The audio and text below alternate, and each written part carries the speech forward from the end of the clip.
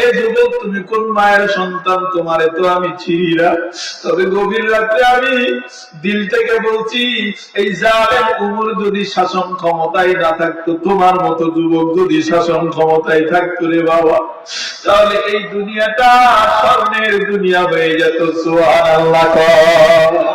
সাহাবী হযরত উমর যেদিন থেকে মসনদে বসেছে, দিনের বেলা রাজ্য কার্য পরিচালনা করেন, আর রাতের বেলা ঘুরে ঘুরে ঘুরে ঘুরে ঘুরে ঘুরে ঘুরে রাষ্ট্রের কোথায় কি হয় নিজে একা কিভাবে খোঁজ খবর নেই, ঠিক কিনা কর?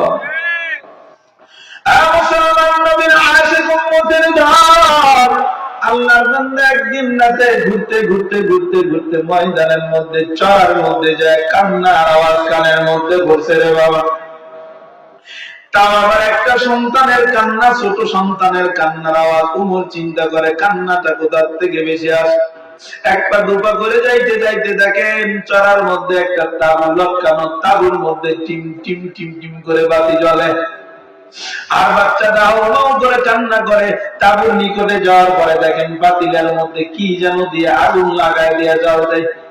হযরত ওমর তাবুর বাইরে থেকে ডাক দিয়ে কয়, এই তাবুর ভিতরে আম্মা জান, এত রাত্রে এই অবশ শিশুটারে কেন কান্না করাও গো আম্মা জান? ভিতর থেকে কচি কণ্ঠে আওয়াজ দিয়ে কয়, এ গভীর রাত্রে যুবক পথিক, আমি তোমারে তো চিনি না, তোমারে জানিও না রে যুবক। এ যুবক, শুধু আজকে নয়, বিগত 1 বছর পর্যন্ত আমি আমার সন্তানগুলোরে নিয়ে এরকম কষ্ট করি। আমার স্বামী জিহাদের ময়দানে গিয়ে শাহাদাত বরণ করেছে, এই জালেম উমর আমার কোনো খোঁজ রাখে না। কি কইছে? জালেম কইছে দাঁড়ানো কেউ চিন্তা করছেন নি? আর আমগো নেতারা যদি হইতো, ওরে আল্লাহ, নাম নেয়া চলে না, মাহফিলে দাওয়াত না দিলে মাহফিল বন্ধ করে দিছে, ঠিক কি না বলেন? মুসলমান ভালো করে শুনে নেন, মহিলারা কি আমার যুবক, আমি তোমাকে কি বলবো দুঃখের কথা রে যুবক, তবে গভীর রাত্রে আমি তোমার সাক্ষী রেখে বলি, কিয়ামতের ময়দানে, হয় দুনিয়াতে নাই তো কিয়ামতের ময়দানে উমরের নামে আল্লাহর দরবারে আমি নালিশ করব রে বাবা।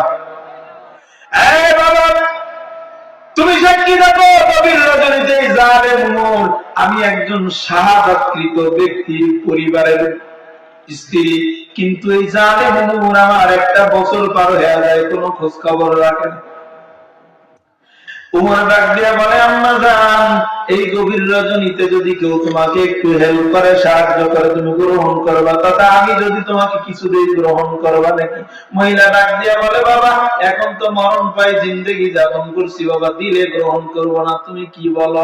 উমর আর দেরি করে নাই, দৌড় দিয়া ওই বাইতুল মালের সামনে যা আসলামকে ডাক দিয়ে বলে, বাইতুল মালের খাদেম আসলাম কই, তাড়াতাড়ি দরজা খুলিয়া দাও।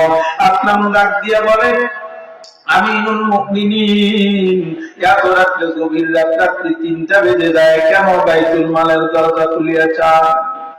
ওমর ডাক দিয়া বলে, কথা বলিস না, যে দৃশ্য দেখে আসছি তাড়াতাড়ি খুলে দে, নয়তো আল্লাহর দরবারে আসামির কাঠ গড়ায় দাঁড়ানো লাগবে।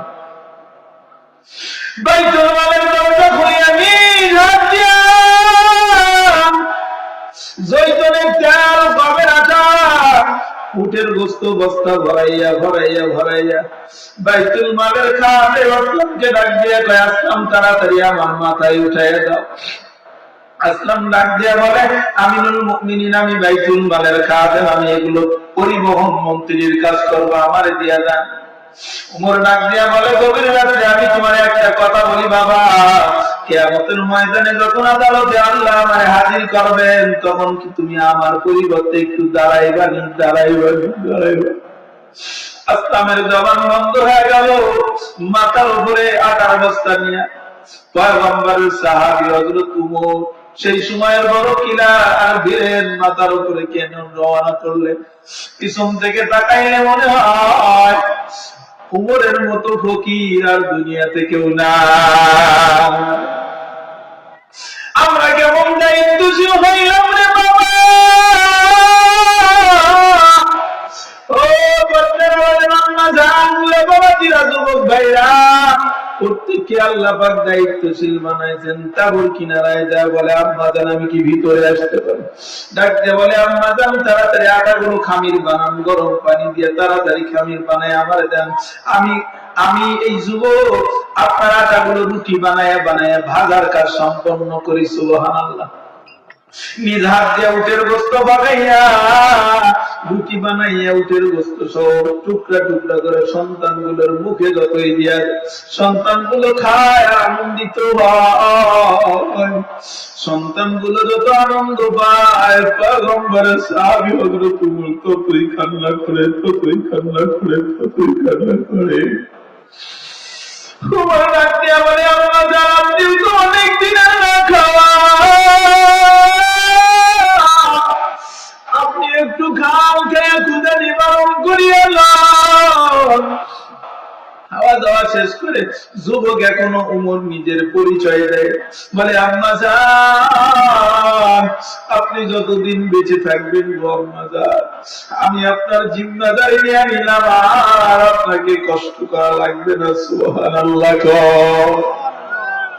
মহিলা ডাক দিয়ে কয় চোখের পানি মোছে আর ডাক দিয়ে কয় এ যুবক তুমি কোন মায়ের সন্তান? তোমারে তো আমি চিনি না, তবে গভীর রাতে আমি দিল থেকে বলছি এই জালেম উমর যদি শাসন ক্ষমতায় না থাকতো, তোমার মতো যুবক যদি শাসন ক্ষমতায় থাকতো রে বাবা, তাহলে এই দুনিয়াটা স্বর্ণের দুনিয়া হয়ে যেত। সুবহানাল্লাহ। উমর কথা বলিয়া বিদায়। পরের দিন সকালবেলা তার বান্দা বাইরে ডাক দিয়ে বাহিনী তাড়াতাড়ি যাও, ওই ময়দানের মধ্যে তাদের মধ্যে একজন বিধবা মহিলা আছে, বাচ্চা গুচ্ছা সব ধরে নিয়ে আসবা। গোয়েন্দা বাহিনী যায় ডাক দিয়ে বলে আম্মা জান আপনি নি বিধবা? আপনি নি বিধবা? বলে হ্যাঁ। বলে তাড়াতাড়ি চলেন, আমিরুল মুমিনিন খলিফাতুল মুসলিমিন উমর আপনাকে তলব করেছে। মহিলার জানে আর পানি নাই, মহিলার বুঝতে বাকি নাই গত রাত্রে যত গালি দিয়েছে এই যুবক মনে হয় আমার সব কথাগুলো উমরের কাছে ফাঁস করে দিয়েছে, আমার আর বাঁচার উপায় নাই, উমর আমারে বাঁচা লাগবে না।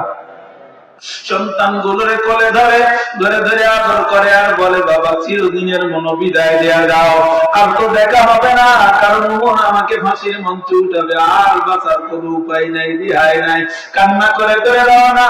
উমরের কার্যালয়ের সামনে যখন গেছেন মহিলা হাউমাউ করে কান্না করে আর চোখের পানি মুছে চোখের পানি বালায়। উমর ডাক দিয়ে বলে আম্মা জান আজকে আপনি কাঁদবেন না, আজকের আসামি আপনি না, আমি উমর আজকের আসামি। মুসলমান বাবা যায় নবীর আশিক উম্মতেরা ভালো করে শুনে না। মহিলা তখন চোখটা উঁচু করিয়া নজর দিয়া দেখে গত রাত্রের যে যুবক, এই যুবক তো সেই উমর। সুবহানাল্লাহ। উমর নিজের গলার মধ্যে নিজের পাগড়িটা পেঁচাইয়া এক মাথা মহিলার হাতের মধ্যে দিয়া ডাক দিয়া কয় আম্মা জান আম্মা জান আজকে আপনি এই মানুষগুলোর সামনে আমাকে যত অপমান করার করেন, যত কষ্ট দেওয়ার, যত বেইজ্জতি করার করেন, ও আম্মা জান আপনার পায়ে ধরে বলি আজকের অপমান সহ্য করতে পারবো। আপনি গত রাত্রে বলেছেন উমরের নামে নালিশ করবেন, আল্লাহর আদালতে মামলা করে দিন। ও আম্মা জান আপনার পায়ে ধরে কই আমি উমর দুনিয়ার হাজার কষ্ট সহ্য করতে পারবো, কিন্তু আল্লাহর আদালতে দাঁড়াইয়া হিসাব দিতে পারবো না।